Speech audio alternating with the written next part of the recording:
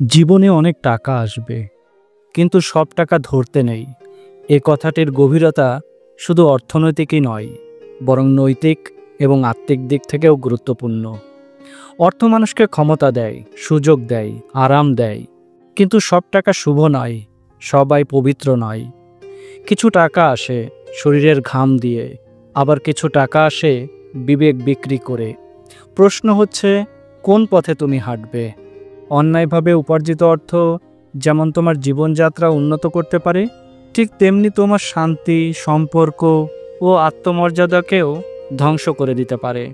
সব টাকা ধরলে হয়তো তুমি বড় বাড়ি বানাতে পারবে, দামি গাড়ি কিনতে পারবে, কিন্তু রাতের ঘুম আর আয়নার সামনে নিজেকে দেখার সাহস হারিয়ে ফেলবে।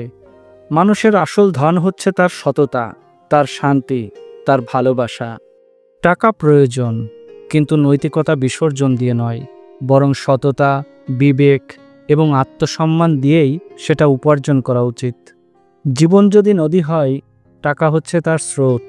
সব স্রোত অনুসরণ করলে ডুবে যাওয়ার সম্ভাবনা বেশি থাকে। তাই বুঝে শুনে, বিবেককে প্রশ্ন করে যে অর্থ আত্মাকে কলঙ্কিত করে না, সেই টাকাই ধরা উচিত। সব টাকা না ধরার এই সিদ্ধান্তই মানুষকে বড় করে, ভেতরে ভেতরে নির্মল করে। টাকা কামাও, তবে নিজের মানবিকতাকে বিসর্জন দিয়ে নয়। এই চেতনাবোধই হওয়া উচিত আমাদের প্রত্যেকের জীবনে।